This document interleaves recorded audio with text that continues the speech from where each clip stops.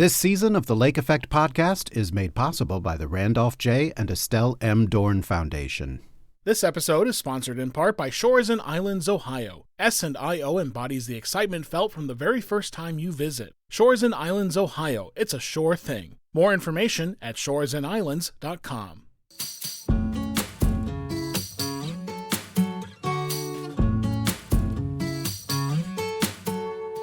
Hey, this is James Proffitt. Thanks for checking out today's episode of the Lake Effect podcast.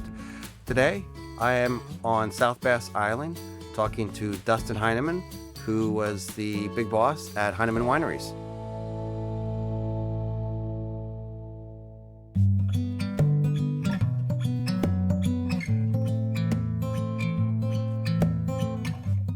I'm actually the fifth generation to operate the family-owned business. Really? 5 generations? Yes. So that was your great-great-great-grandparents? Great-great-grandfather Gustav Heineman. Okay. Back in 1888. Is that a German name? Yes. In 1888? Yep, came over here from Germany and around, he actually came to America in about 1880 or so, and he started at Lon's Winery, which back then, of course, would have been the Golden Eagle wine cellars. Okay. And that's on another island? Yep, that's on Middle Bass, just across the lake. Okay. Just across our bay.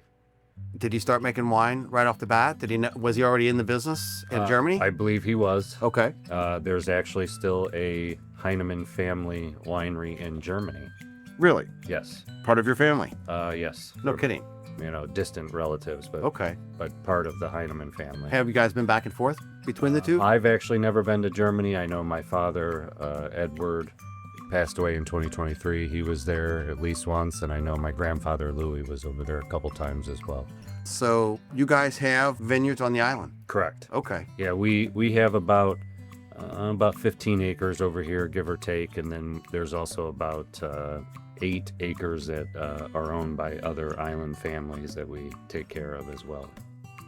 How many different types of wine does Heineman's produce? Well, we produce about anywhere between 20 to 23 different kinds of wine. You're kidding. I thought it was like 5 or 6. Well, it actually used to be back in the 80s before my dad became chief winemaker. That's one of his, what he did with, bringing more varieties of wine here. Okay. No kidding. And you make it right here? Yes. Yep. We make it right in the cellar down below. Yep. Not in a big factory somewhere and Nope. they put your name on it and ship it in? Nope. Okay. Cool. Yep. All made right here on site. Now we don't grow all the grapes that are used to make our wine. Right. But we do grow the majority of them, and the rest of the grapes come from the Lake Erie region. Okay. That was going to be my next question. They're all regional. Yep. They're all Ohio, and they're all Lake Erie, Appalachia grapes. Okay. I feel like somewhere I read that there are some special varieties of grapes that were brought to the islands from somewhere out west, maybe. I can't remember. Decades and decades ago. Are there any special varieties? Well, we grow 5 varieties on the island here, which are the native grapes, which are Catawba, Concord, Niagara, Delaware, and Ives. Okay. And then on North Bass Island before, years ago in the 70s, they used to grow Riesling and Chardonnay and all the, the hybrids and the viniferas over there. Okay. Gewürztraminer was over there. There's some Merlot, I think, some Cab Franc, Cab Sauv, but... Are you trying to get fancy on me? A little bit.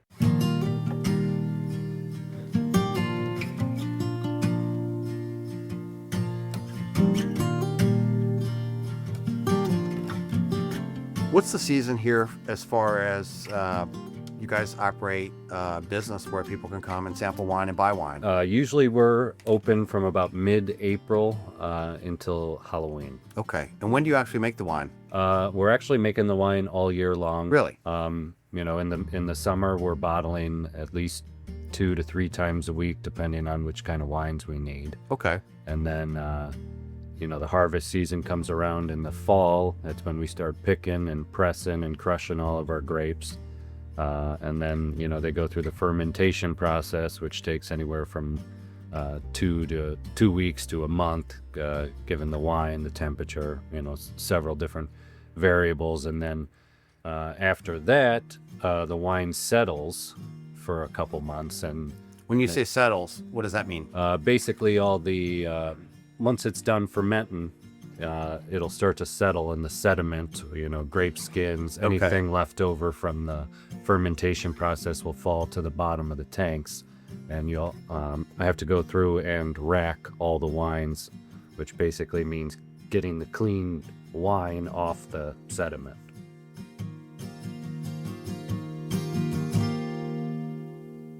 The business here during the season. I've been over here. I've seen a lot of people here, a lot of cars, a lot of golf carts. How crowded does it get in the summertime? It gets pretty especially here, especially, our peak season, I would say, is from like Memorial Weekend until Labor Day weekend. Okay. Especially once the schools get out. Right. That's when we really pick up here, because a lot of our business base here is the families. Right. I did not see any bouncers or security like you might see at some of the bars elsewhere on the island. Is that the case? Yes, that is the case here. We, we're very family oriented here, especially, like I said, after school starts. There's a lot of kids. Kids enjoy the Crystal Cave and the grape juice. And Crystal Cave, what is that? that is the world's largest known celestite geode. It's basically a hollow rock which is lined with crystals. Usually they are golf ball to softball size. So for there to be one that is about 40 feet wide 40 feet wide.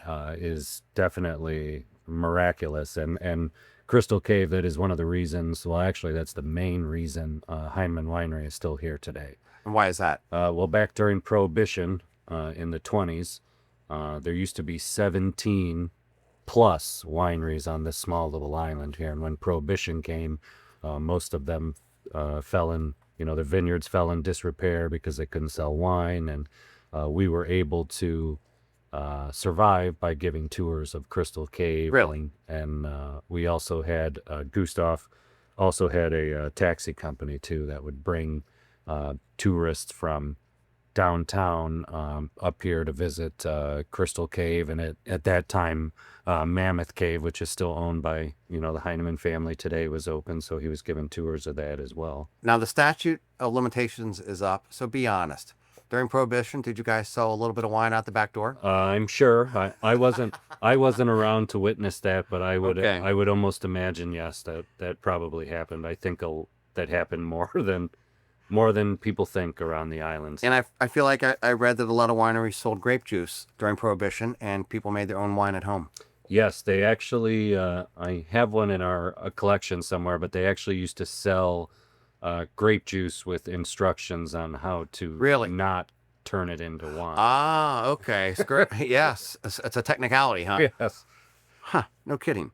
Now, this Crystal Cave, is it the only cave on the island? It is not. I mean, it's the only cave on the island of its formation. Now, when you think of caves, especially in Ohio here, most of them are the limestone caves that have the stalactites and the stalagmites and the underground lake, like Perry's Cave across the street from us, and Mammoth Cave as well. But ours is it's a geode, so it's definitely a different cave, if you will. It's still classified as a cave. You're underground, but it's really a geode.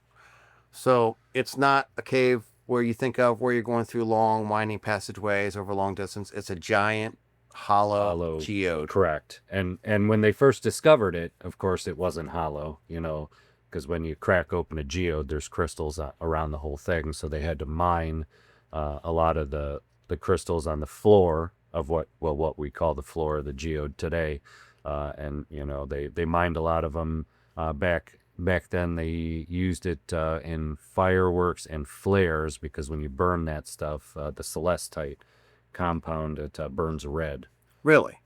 No kidding. Yeah, of course you have to add other Ingredients? stuff to it. I am not very keen on exactly how that works. Right. So you're saying years ago it was a solid geode underground, and then someone discovered it and bored into it or mined into It it? was actually discovered in 1897 while Gustav and his workmen, they were digging a second well for the winery.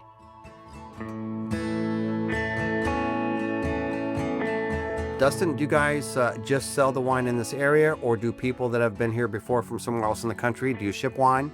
Most of our wine, actually probably about 80% or more of our wine is sold right here in the summertime. On the island? Yes, right in our sales room here. Okay. But we do have one distributor who Nooney Inc., and they are getting our wine all across the state of Ohio. And in fact, I think he is trying to move our wine into Michigan right now. So you might eventually see it on a store shelf there.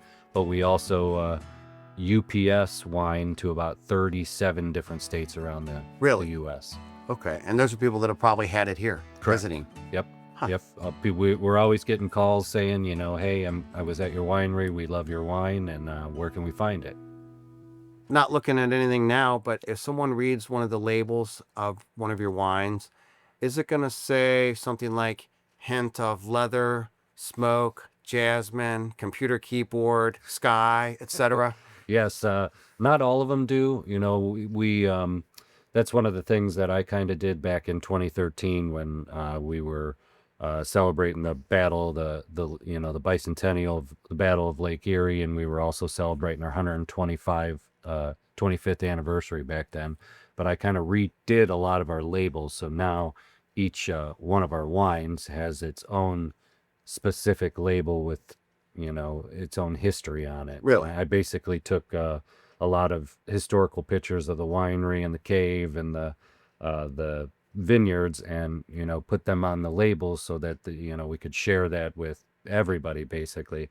And not all of our wines have a back label, but some of them have a label on the back that kind of just talks about what kind of wine you're drinking.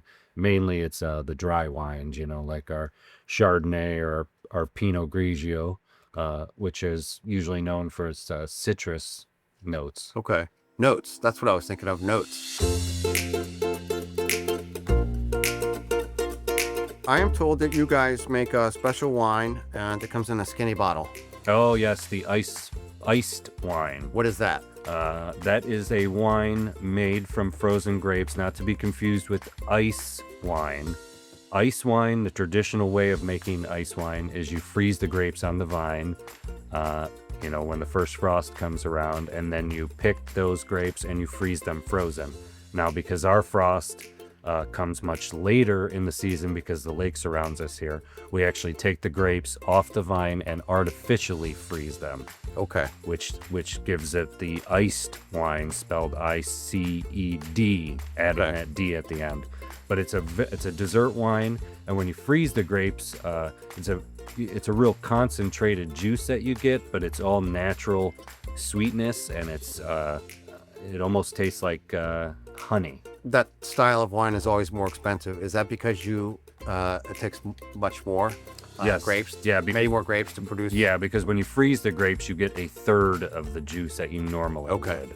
So, of course, we put it in a skinnier bottle, and, because that wine is a thicker consistency wine, some people use it and pour it on, like, ice cream and desserts and stuff like that. So, of course, you don't really want to drink a whole bottle of that stuff. Okay. Dustin, I've seen wine that has screw caps and wine that has either natural cork or artificial cork. What's the difference? Because I feel like I've read that corks are not as efficient as screw tops. The screw tops. Actually, to be honest, I don't really think it makes a difference. Okay. What we do here is most of our screw cap wines are wines made with grapes grown right on the island here, and then our corked wines, which would be, like our Island Chablis, which comes in a beautiful blue bottle, or a Riesling, or our dry reds and whites. Those are in the corked bottles. Okay. And we use artificial corks. Years ago, we used to use real cork, but real cork is hard to find these days. Right. And then, of course, with real cork, you run the risk of the cork drying out, so you would always have to have the bottle flipped over. So artificial cork is just easier, but really it's just presentation purposes. There's no real difference in my opinion. Okay. You can have the best wine in the world with a screw cap or a cork.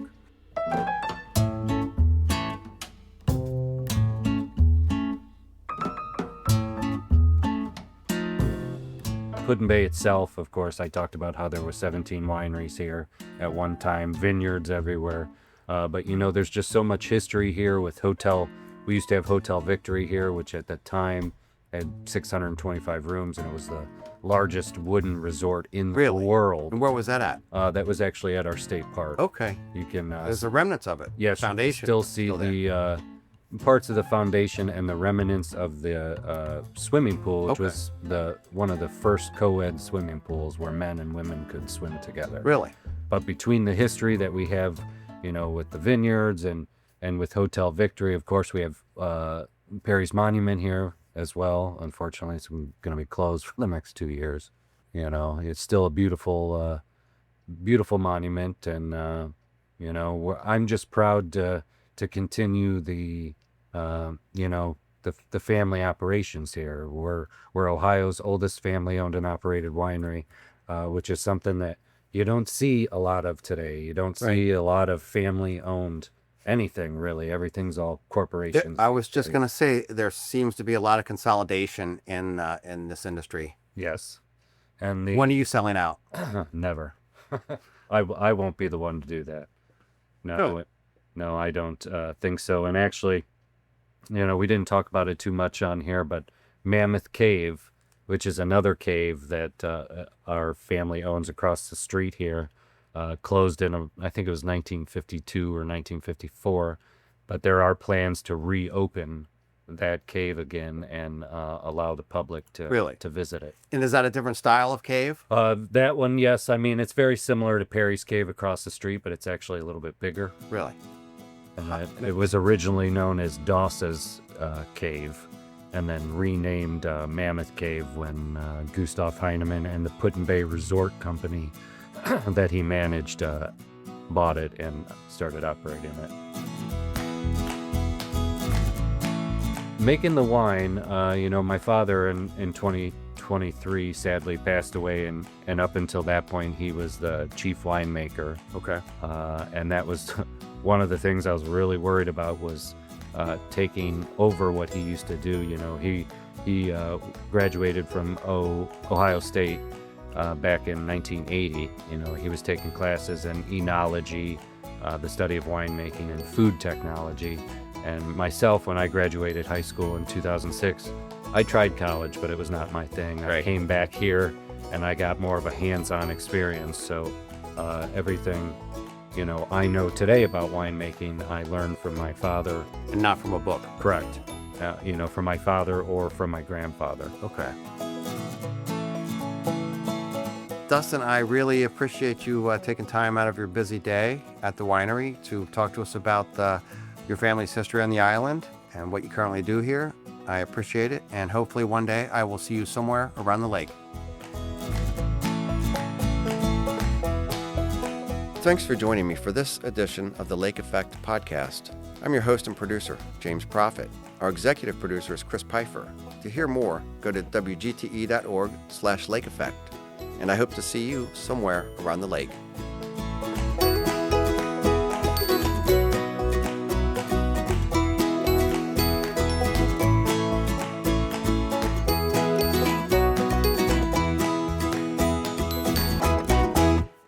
WGTE. Voices around us. This episode is sponsored in part by Shores and Islands, Ohio. S&IO embodies the excitement felt from the very first time you visit. Shores and Islands, Ohio. It's a sure thing. More information at shoresandislands.com. This season of the Lake Effect podcast is made possible by the Randolph J. and Estelle M. Dorn Foundation.